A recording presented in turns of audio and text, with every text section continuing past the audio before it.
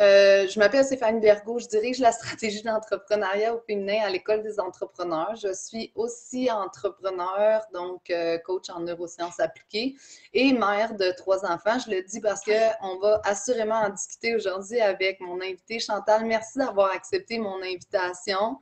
Je suis tellement contente que tu sois là. On a aussi le privilège de se connaître un peu à l'extérieur de nos fonctions professionnelles, mais j'aimerais vraiment que tu te présentes pour que nos invités apprennent aussi à te connaître. Ah, ben super. Ben, c'est vraiment un plaisir de pouvoir assister à ce live aujourd'hui.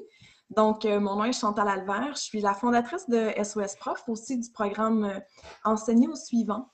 Donc, ça fait déjà 6 ans qu'on œuvre à offrir des services de tutorat scolaire individualisés à des milliers de familles au Québec avec plus de quelques centaines de tuteurs.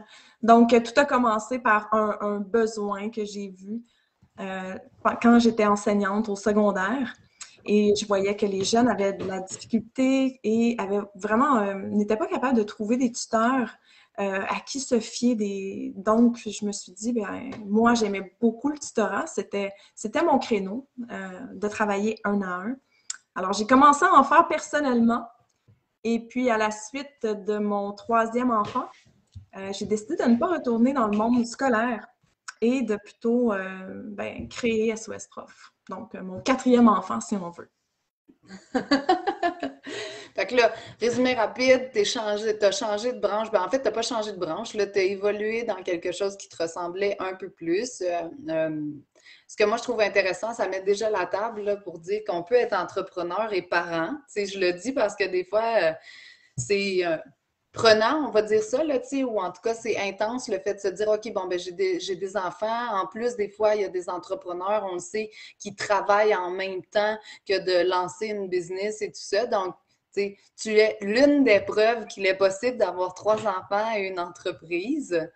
Veux-tu me parler un petit peu du démarrage justement des SOS Prof? Hein? Parce que moi, je sais que pendant un bon moment, tu as été toute seule à la barre de ce super projet-là. Fait que j'aimerais t'entendre là-dessus.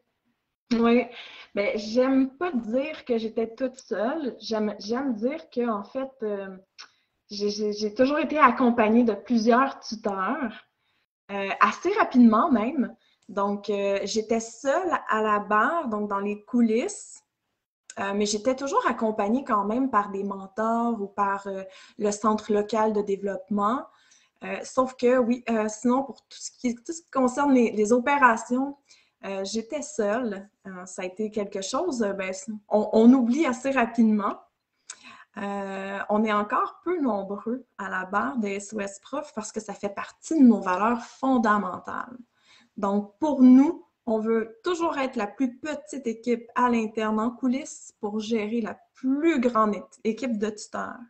Donc, ce qu'on veut, c'est qu'on veut maximiser toutes nos actions pour que nos ressources aillent vers nos tuteurs plutôt que d'aller vers du travail administratif, souvent même pour des tâches qui sont sans trop de valeur ajoutée. Alors, on a vraiment passé par un gros processus d'automatisation et je dirais que j'ai été seule beaucoup en raison de mon ami, mon programme informatique qu'on a monté de A à Z et qui m'a vraiment permis, je dirais, de tirer mon épingle du jeu, mais aussi d'automatiser plein de tâches pour faire en sorte que je puisse continuer, je dis toujours, à bercer nos parents et à dorloter nos tuteurs. Donc, pour que je puisse maximiser toutes les actions et assurer vraiment un suivi de qualité à grande échelle parce que rapidement, on a été victime de notre succès. Puis, on est arrivé avec, je dirais, des centaines d'utilisateurs vraiment rapidement. Alors, c'est dur de commencer à essayer de faire des suivis de services de qualité, par exemple, auprès des parents, si ce n'est pas automatisé. Alors, c'est pour ça que très rapidement, l'automatisation des processus est arrivée dans ma vie. Pour mettre quelques chiffres là, pour les gens qui ne te connaissent pas aussi bien que moi, Chantal, en quelle année tu as démarré SOS Prof? SOS Prof est né en 2015. Donc, OK, fait que ça a 6 ans cette année. Ouais. Vous Ça êtes parle de... combien actuellement dans l'équipe? Quand on dit l'équipe là, tu sais, de gestion, c'est l'équipe administrative, là, en fait. Vous êtes combien dans l'équipe administrative? Actuellement, on est 7, mais on est seulement 2 à temps plein. On a une qui est semi-temps plein et nous avons des temps partiels sur qui on peut compter d'une façon vraiment assidue depuis des années, là. Ça, c'est une chance inouïe qu'on a, notamment pour l'embauche de nos tuteurs, la rédaction et aussi ben, pour les réseaux sociaux. J'ai une Jessica qui est avec nous, une enseignante qui est avec nous depuis les débuts. Elle a même gagné le plus long mandat de tutorat là, qui a duré plus de 4 ans avec son élève. Puis elle est à mes côtés depuis tout ce temps-là, là, depuis presque nos débuts à m'aider avec les réseaux sociaux. Là. Elle est passionnée. On a des personnalités complètement différentes, puis je pense que c'est ce qui fait notre force. Oui, c'est ça, hein, la complémentarité, c'est une Ouais. force. Puis à l'heure où on se parle, c'est un chiffre impressionnant, mais vous avez combien de tuteurs qui travaillent avec vous?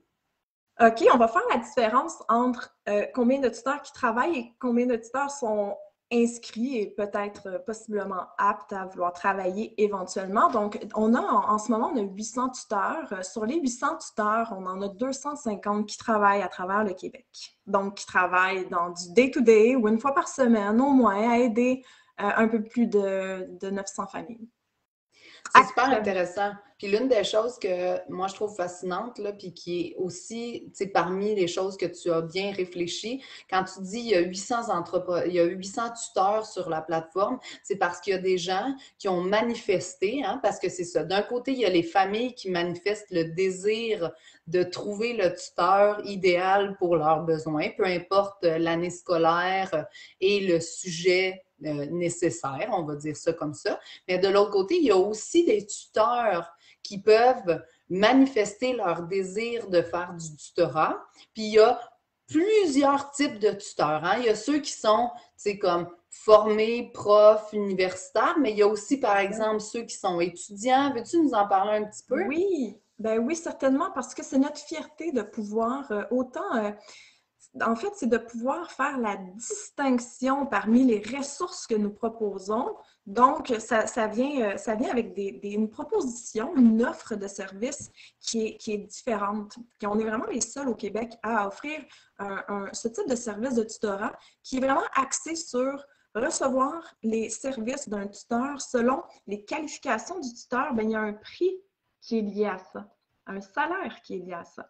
Donc, on a des tuteurs qui sont compagnons, c'est nos tuteurs de niveau collégial ou vraiment juste au tout début de leur parcours universitaire. On a aussi nos tuteurs réguliers. Nos tuteurs réguliers, ben, c'est eux qui ont toujours existé depuis le début. C'est nos tuteurs qui sont plutôt de niveau universitaire, avec baccalauréat complété ou pas, dans une matière bien spécifique. Puis on a nos premiums qui, eux, sont majoritairement des enseignants avec leur brevet d'enseignement. Ils sont très populaires, je vous dirais. Ce sont des gens très engagés. D'une façon générale, nos tuteurs sont quand même bien engagés à la cause d'aider les élèves dans leur parcours scolaire, parce que c'est une mission noble, je dirais. Et ce sont des gens qui vont travailler autant en temps partiel. On en a aussi qui travaillent à temps plein. Donc, des gens qui ont décroché de l'enseignement, décroché de leur emploi par amour du tutorat, par amour de la relation d'aide qui est créée entre eux et l'élève. Toujours en suivant leurs intérêts par exemple, on a beaucoup de gens qui sont en génie, ben, eux vont aimer enseigner les mathématiques et les sciences. Donc, on peut, sans tracas, dans un environnement vraiment encadré, vont se faire offrir des emplois, des mandats, si on veut, avec des élèves dans une matière qui les passionne, donc qui sont capables de transmettre cette passion-là et cet amour-là à leurs élèves, ce qui amène un grand succès là, à la réussite scolaire du jeune, finalement. Donc, on a des tuteurs un petit peu de partout, je vous dirais. On en a qui peuvent même travailler à l'étranger. On en a qui sont au Mexique actuellement. On en a au Maroc. On en a un qui passe son hiver en Argentine. Alors, la beauté, c'est que c'est beaucoup du travail qui se fait en ligne. Avant, ça se faisait beaucoup à domicile. Maintenant, ça a changé.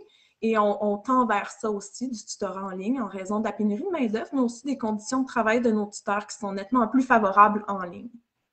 Tout à fait. Moi, ce que j'entends, Chantal, là, dans tout ce que tu me dis, le mot passion est le mot le plus fort, on va dire, là, tu sais. Tu as créé SOS Prof d'une passion que tu avais. Là, tu l'as dit, tu sais, entre les lignes, moi, je connais l'histoire. Tu préférais le 1 à 1 pour faire une réelle différence versus le cours magistral qu'on connaît comme professeur.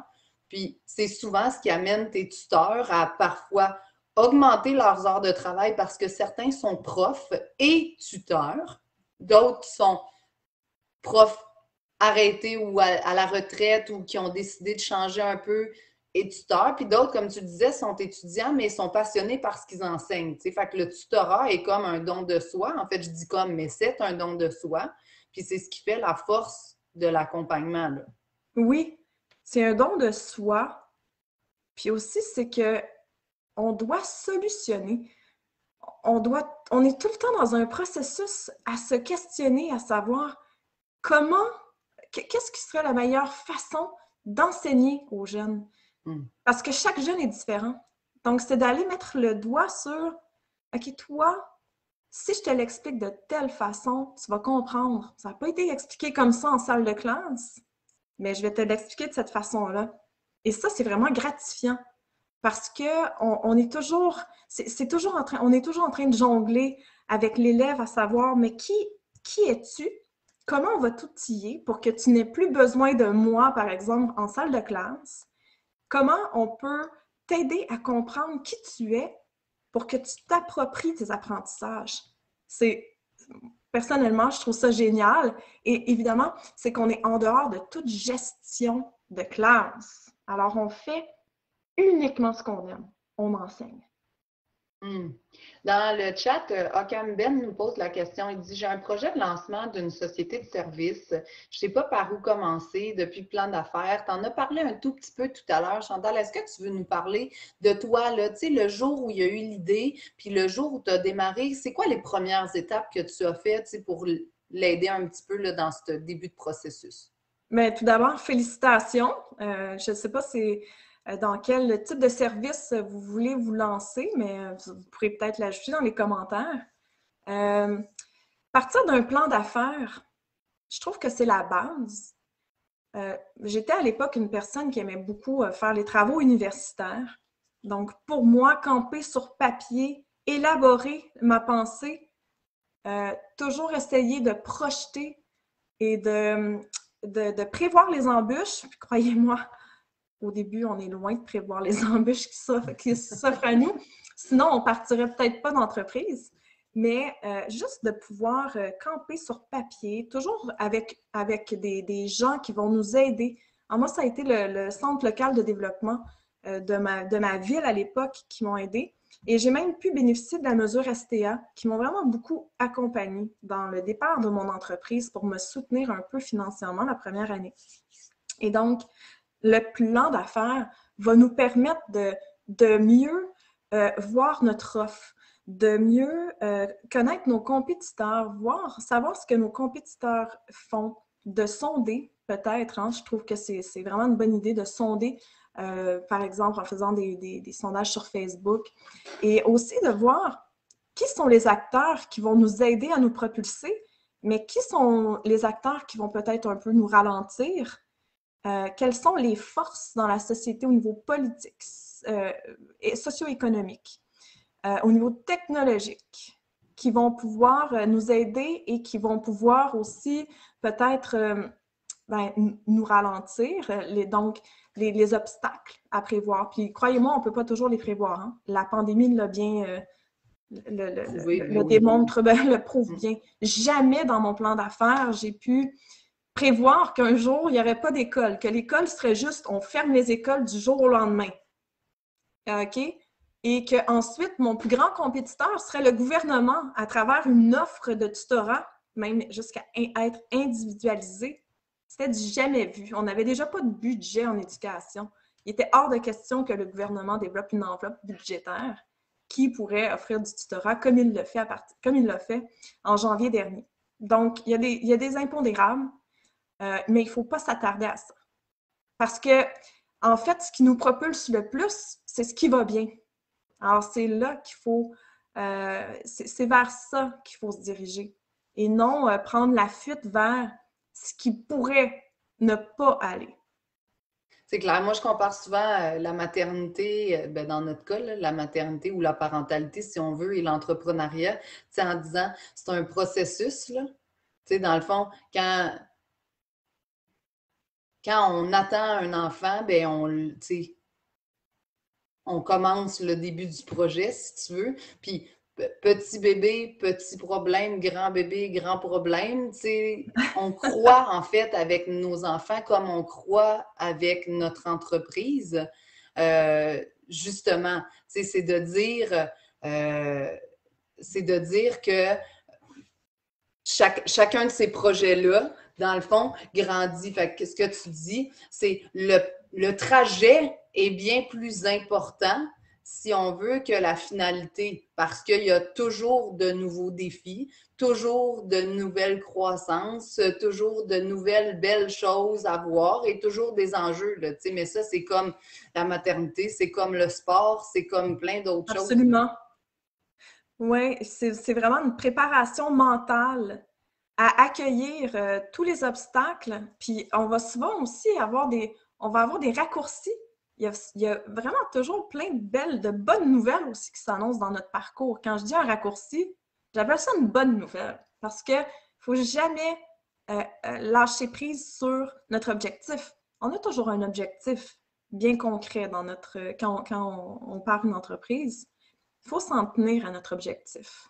Donc, peu importe le parcours, oui, mais il faut essayer de trouver des parcours qui sont facilitants. Il faut aussi bien s'entourer parce que, par exemple, on peut être un petit peu moins, la comptabilité peut être moins notre force. Le droit, hein, au niveau en matière contractuelle, si on s'y connaît pas, ben, c'est important de s'y connaître un peu, donc de bien s'entourer, connaître les meilleures pratiques pour éviter certaines erreurs aussi. Et c'est pas des erreurs, des défis, des obstacles, des fois des omissions, volontaires ou involontaires aussi. Parce qu'on ne peut pas savoir ce qu'on ne sait pas. Tellement. On ne peut pas prévoir l'imprévisible non plus. C'est pas sur Puis ça tu sais, qu'il ce faut que tu s'attendre. dis là dans les erreurs, là, tu sais, si tu veux, je pense que même de nos erreurs, on apprend, hein? Tu sais, puis j'allais te demander parmi les belles choses que tu as réussies, mais on y reviendra. Moi, je sais, tu sais, tout à l'heure, tu parlais de ton super outil informatique, puis de ton super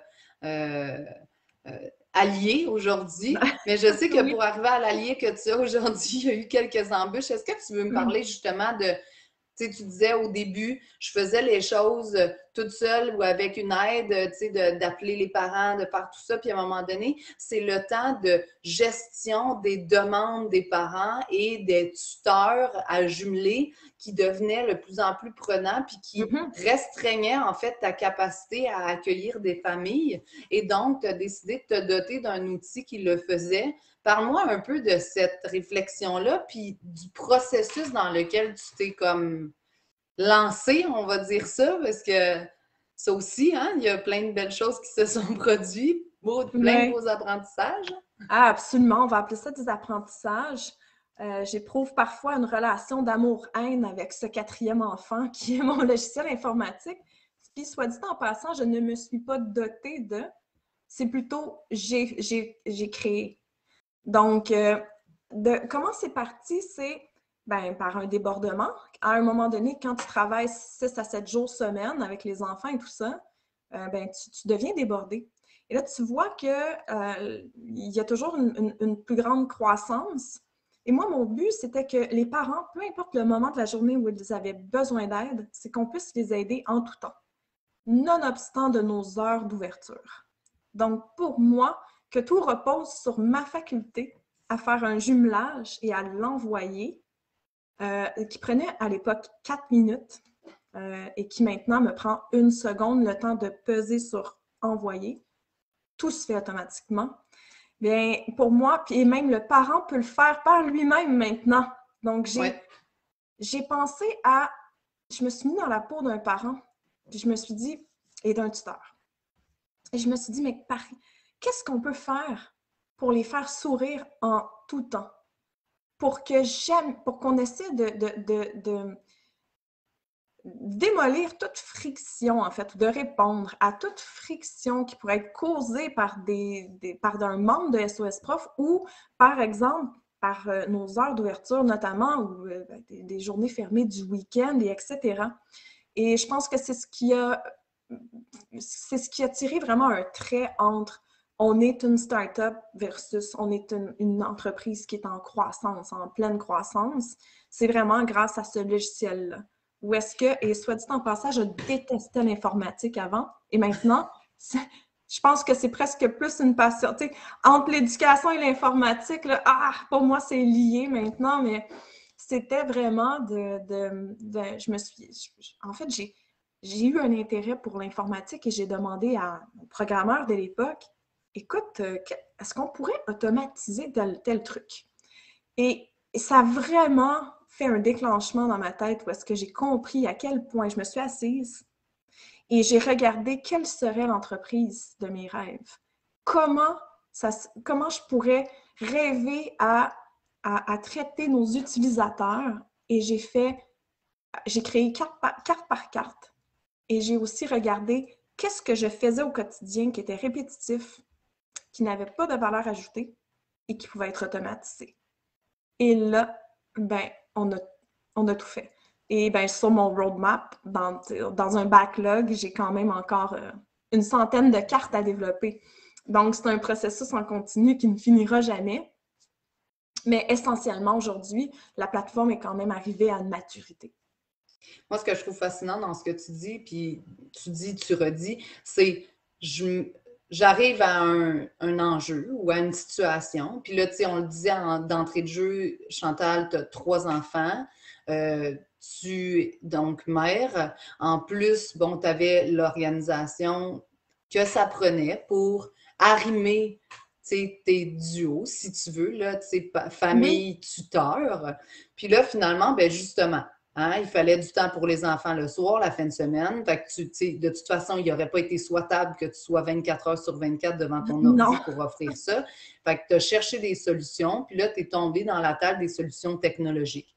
Oui. Moi, je sais, pour qu'on en ait parlé toutes les deux déjà, il y a une partie qui s'est développée relativement, puis là je dis relativement, mais aisément dans le sens où tu as voulu développer des fonctionnalités, mais il y a 2 ans, je pense maintenant, tu as voulu faire un grand bond dans cet outil technologique-là.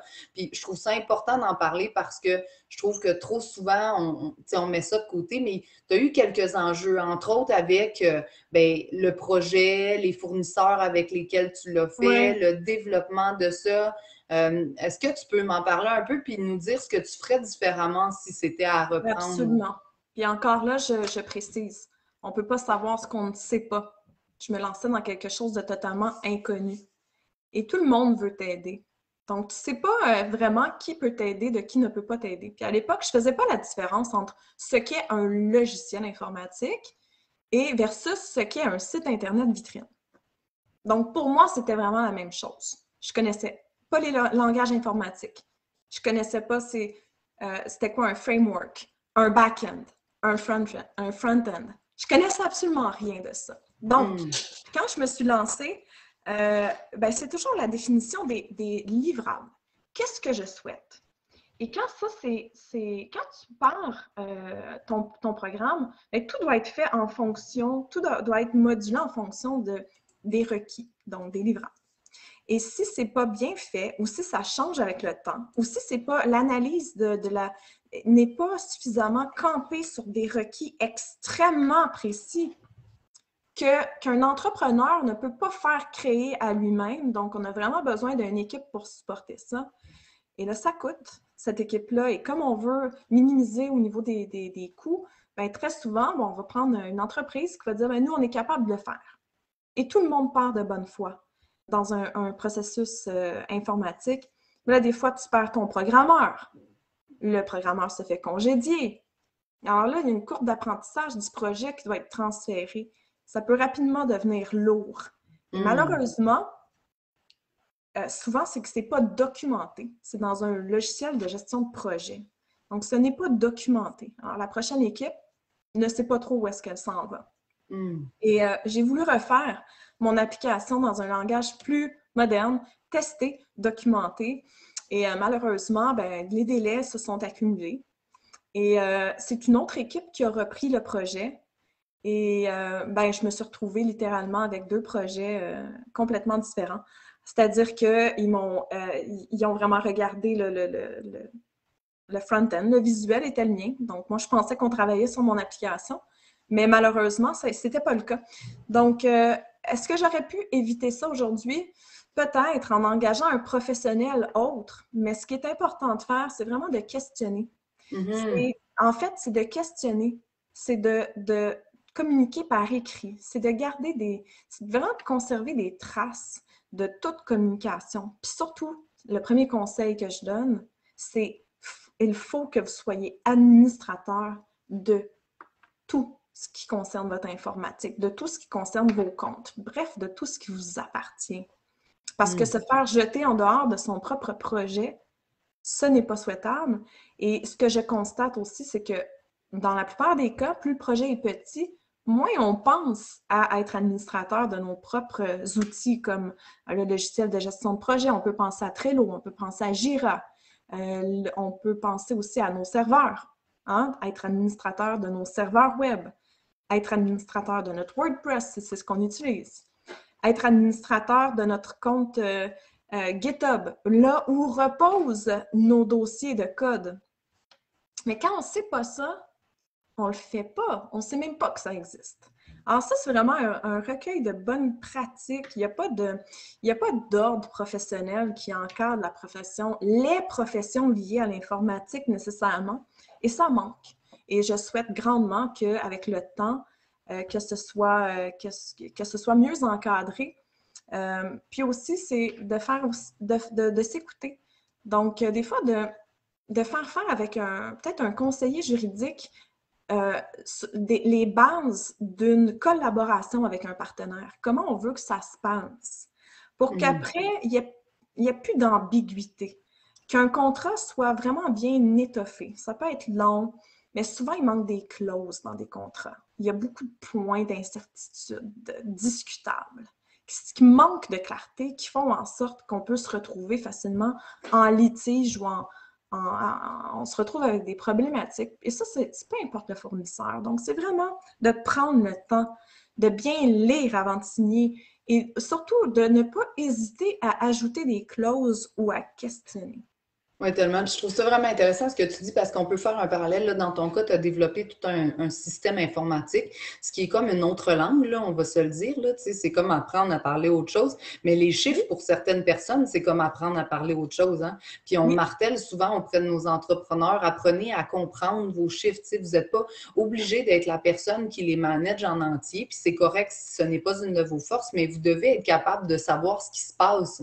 Puis on parlait tantôt de la pandémie. Bien, il y a beaucoup d'entrepreneurs qui se sont en fait rendus compte, entre autres, qu'ils ne maîtrisaient pas si bien leurs chiffres ou qu'ils ne comprenaient pas tout à fait, ou dans certains cas, même un peu comme tu viens de le dire pour le code, n'avaient même pas accès à leurs chiffres en direct. Oui. Donc là, tu es tributaire du comptable, tout ferme, tous les comptables sont assaillis par tous leurs clients qui veulent comprendre ou voir ou penser des alternatives ou des stratégies.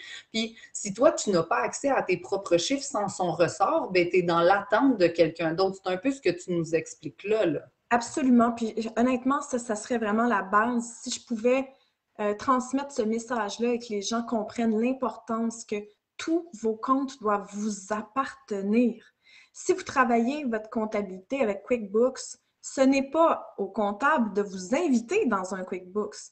C'est à vous d'inviter votre comptable sur votre QuickBooks. Même chose quand on parle de tout ce qui concerne le Google Analytics. Si on parle de chiffres, aujourd'hui, une entreprise ne peut pas parler de chiffres sans parler des chiffres qui nous entourent, qui sont toutes les statistiques de nos sites Internet. Ça passe par Google Analytics.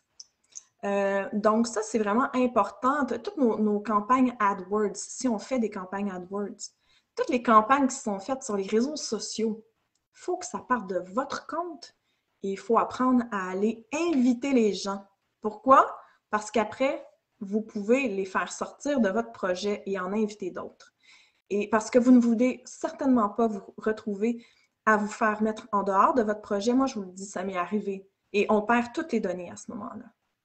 Et après, ben, on n'est pas capable de les retrouver. Non, puis t'es pas la seule, Chantal, à qui c'est arrivé, là. Arrive Puis tu vraiment le disais couramment. bien tout à l'heure, tu sais, c'est pas de la malveillance au début, là. Non, Tu sais, c'est comme un partenariat d'affaires, c'est comme une relation de couple. Au oui, début, ça va très, très bien. Il faut prévoir pour si un jour ça ne va pas très, très bien. Donc, c'est exactement. super intéressant ce que tu dis. Oui, Ce oui, que j'entends aussi, c'est qu'il faut s'informer ou s'éduquer un peu ou même poser des questions, tu sais, parce que, bon, là, vous savez, on est l'école des entrepreneurs. Il y a de nombreuses formations qu'on donne. Tu sais, Chantal a lancé plusieurs mots comme Google AdWords, SEO, des choses comme ça qui peut-être que pour certains d'entre vous, ça reste encore du chinois. Ne vous en faites pas, c'est normal, ça fait partie du jeu, hein. On ne naît pas entrepreneur et très souvent, les entrepreneurs le deviennent parce que leur expertise peut solutionner un problème, régler une solution, aider le monde. Donc, c'est pas parce qu'on est devenu entrepreneur qu'on est, par exemple, des spécialistes informatiques ou des spécialistes comptables. Il y a naturellement des comptables entrepreneurs et des spécialistes informatiques entrepreneurs. Mais eux ont peut-être pas l'autre côté, donc la comptabilité pour l'informaticien et tout ça.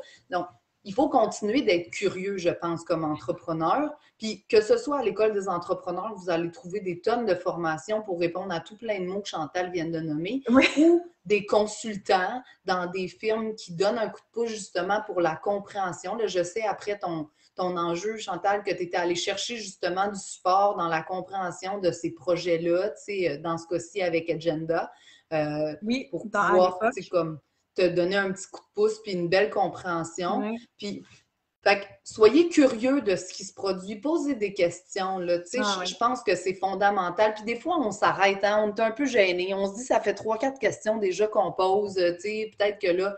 Mais je pense que c'est important d'approfondir et de bien saisir ce qui est en train de se produire, là. Oui. Et surtout, maintenant, il faut élaborer les stratégies. N'hésitez pas à demander l'avis de plusieurs professionnels. Euh, parce que, et n'hésitez pas par la suite à remettre en question ce que le professionnel dit. Internet nous donne toute l'information possible. C'est drôle parce que justement, pas plus tard qu'hier, je parlais avec un spécialiste et on parlait des langages informatiques les plus populaires. Et ben, après avoir fait mes vérifications, j'ai remarqué que ben, malheureusement, ce qu'il me disait, ce n'était plus le cas en 2021. Donc, c'est super important de remettre aussi en question et de demander l'expertise et des devis à plusieurs endroits et de demander que ce soit le plus détaillé possible. Moi, maintenant, je demande toujours à ce que ce soit vraiment détaillé. Est-ce qu'au début, je le faisais? Non. Et aussi, au niveau de la curiosité, quand on est entrepreneur, il faut quand même un petit peu être un généraliste, en connaître un petit peu de tout. Quand je me suis lancée en entrepreneuriat, je ne savais même pas c'était quoi un SEO, Google Analytics, WordPress. Donc, je l'ai appris vraiment par curiosité. Je dirais que ça m'a fait économiser beaucoup d'argent aussi. Parce que j'ai fait un bout de chemin, un grand bout de chemin seul, grâce à des formations, notamment à l'École des entrepreneurs, mais aussi des formations en ligne ou grâce à beaucoup de lectures. Et ça m'a vraiment permis de mieux comprendre l'environnement qui m'entourait, qui était un environnement complètement nouveau pour moi. Et je ne m'imaginais même pas qu'un jour, en fait, l'agence de tutorat serait une entreprise sur Internet, basée sur Internet seulement. Mm-hmm. Oui. Oui, oui, parce que là, il y a un gros pivot dans ton organisation. Tu sais, c'était, tu le disais tout à l'heure, là, tu sais, une entreprise basée sur le tutorat en personne. Puis là, Oui. la pandémie a propulsé, en fait, le fait que tout le monde maintenant fonctionne en virtuel et constate que c'est possible de faire de nombreuses choses qu'on ne pensait pas à une entreprise 100% virtuelle. Bon, certains tuteurs vont encore en personne par choix, mais maintenant, c'est l'entièreté de ton organisation est sur le web. Oui, tout à fait. Mais au-delà du lieu du service au-delà du lieu où le service est prodigué, je vous dirais que ça demeure une entreprise qui a toujours été en ligne. Donc, c'est une boutique en ligne, en fait. Oui. Rien d'autre que ça au départ. Ensuite, on offre les services. Mais c'est souvent ce qu'on réalise moins. À l'ère du numérique, on minimise l'importance, l'impact et l'investissement qui doit être fait au niveau des technologies, au niveau de l'amélioration des processus, au niveau tout informatisé, au niveau, par exemple, des choix de CRM. Quel outil choisir? Donc, on est vraiment dans une industrie 4.0 où le simple fait d'avoir pignon sur rue n'est absolument plus... en fait, c'est pas assez. Donc, il faut vraiment... maintenant, il faut avoir pignon sur Internet et c'est ça souvent qui est sous-estimé. Et comme on ne s'intéresse peut-être pas nécessairement à ça, à l'informatique, c'est là où est-ce qu'on fait affaire avec des fois juste des entreprises qui pourraient répondre à nos besoins, mais pas suffisamment.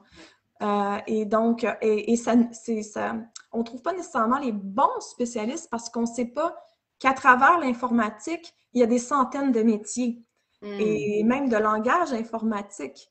Donc, c'est pour ça que ça demande vraiment, plus on peut être accompagné, plus on peut trouver des ressources ici et là pour nous aider. Il ne faut jamais rester seul. Il ne faut jamais s'imaginer que ce qu'on pense, c'est vrai. Je donne un autre exemple. Nos tuteurs, avant de prendre une décision, j'ai développé un automatisme de sonder nos tuteurs. Et savez-vous quoi? Généralement, j'arrive à une réponse complètement autre que celle que j'aurais prise au départ. Et je me dis à chaque fois, ah, que j'ai bien fait de sonder nos tuteurs. Parce que ma décision aurait été autre. C'est important de sonder les clients, les tuteurs. Des fois, là, on a peur de la réponse, hein? Il ne faut pas avoir peur de la réponse parce qu'elle est là pour nous parler et pour prendre les bonnes décisions d'affaires. Exact. Je me permets une dernière question avant de clore notre discussion. Si tu avais un seul conseil à quelqu'un qui souhaite se lancer, ce serait lequel? De persévérer, ça paraît, c'est un mot qui semble être ajouté à toutes les recettes, mais c'est vraiment de persévérer. Parce que des embûches, il va y en avoir. Des gens alentour de soi pour nous dire « Ah, ça ne fonctionnera pas. Ah, tu étais mieux à tel endroit. Ah, tu devrais te trouver un emploi fixe. » Ben, il faut suivre sa voie, il faut persévérer parce que c'est pas facile au début. Et dites-vous une chose, et justement, c'est la présidente d'Agenda qui m'avait dit ça.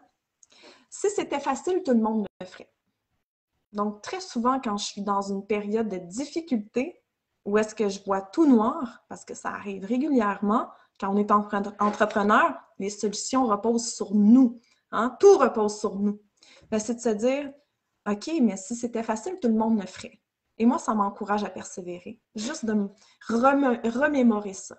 C'est que c'est pas facile comme on pense. Le lifestyle derrière l'entrepreneuriat, ce qu'on peut imager sur les réseaux sociaux, c'est pas nécessairement la réalité.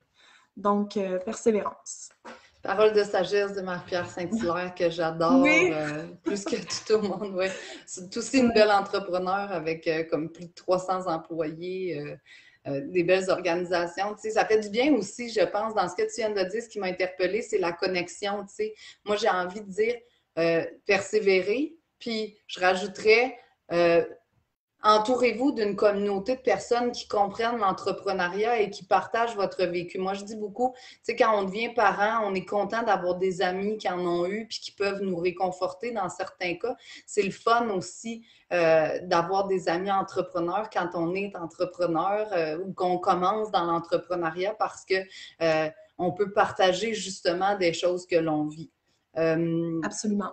Ça m'amène à vous dire, là, je pense que Géraldine, Jeanne, tout ça, l'équipe de l'école ont mis le lien pour les programmes d'entrepreneuriat au féminin. Il y a naturellement aussi des programmes d'entrepreneuriat réguliers, mais je prêche un peu pour ma paroisse. Donc, on a 3 programmes actuellement. Un en démarrage pour vous aider justement à faire de la clarté sur votre projet, entre autres le plan d'affaires ou le modèle d'affaires avec le Canva.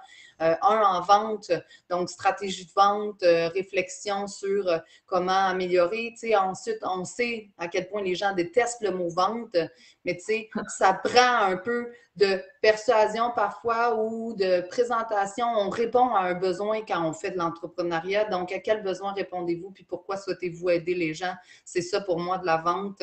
On a un programme spécifique là-dedans, puis on a un programme aussi comme les entrepreneurs, comme Chantal a fait, là, qui ont des enjeux de croissance. Donc, quels sont les enjeux actuels? Comment, par exemple, amener une plus grande équipe, plus de ressources humaines, comment innover avec de l'accompagnement. Je vous laisse regarder sur le site Internet tous les détails, mais n'hésitez surtout pas à nous contacter si vous avez des questions, que ce soit pour nos programmes au niveau de la stratégie féminine ou pour les ateliers super intéressants et aidants qu'on a sur le site. Chantal, je te remercie de m'avoir accordé ce temps-là aujourd'hui. Je suis toujours excessivement privilégiée d'avoir le temps de jaser avec toi. Ça me fait plaisir et j'en suis rendue à mon 3e parcours avec l'École des entrepreneurs. Puis je le conseille à tous. Ça aide, ils sont géniaux, on est bien accompagnés, puis ils nous aident beaucoup à voir l'entreprise telle qu'elle est, nous amener plus loin et à nous aider à réfléchir, si on veut, et à trouver nos réponses. Merci à l'École des entrepreneurs. Ah, merci Chantal pour tes bons mots. On est content que ce qu'on fait serve réellement. Merci beaucoup à tous. Je vous souhaite une super belle journée. J'espère qu'on se revoit bientôt. Bye à tous. Dans un mois, on va avoir une nouvelle discussion avec Claire Badin de chez Boréali. Fait que je vous invite à venir au mois de novembre. Merci Chantal pour ton temps. Plaisir. Au revoir à Au tous. revoir.